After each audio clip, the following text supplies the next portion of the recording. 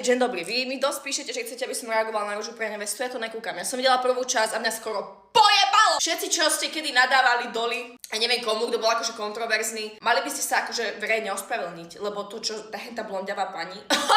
Ja som videla iba Reelska a TikToky. Oh bitch! Oh bitch, you need help! Je zopár z nich, že mi nevadia ani, podľa mňa si myslia, že ich neznášam väčšina, ale veľa z nich som že úplne v pohode. Hoci čo napísali mi na storku, ja som že proste pohoda. Niektoré z nich akože sú unikátne. Ja keď ich vidím na tých Let's Danceoch, každej možnej akcii, vám musí jeba! Jeden red flag, ktorú by si sa akože mali naozaj vyhýbať. Čajočky, čo sú ochotné pre čísla, sa úplne znemožniť. Nemajú normálne dôstojnosť, to je taký Rumanová vibe, vieš?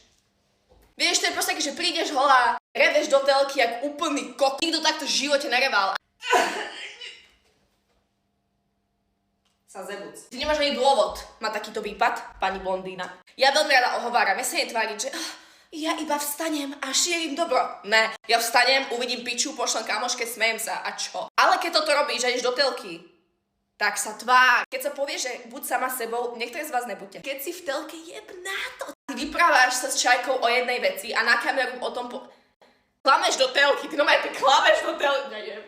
Ja som tiež taká, že ja si rada poviem na niekoho, keď sa mi nepáči, ak vyzerá nejaká Čajka. V živote by som to Čajke nepovedala ani nejakým spôsobom. Je naozaj vec, čo proste sa nerobí ľuďom. Hrozné. Do telky, že my sme jej dali prezývky, že kockatá hlava.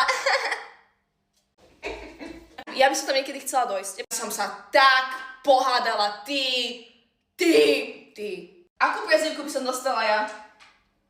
Čo myslíte? Ale mancujú sa na tom internete teraz úplne oni. Čaute. Ten afekt hnusný.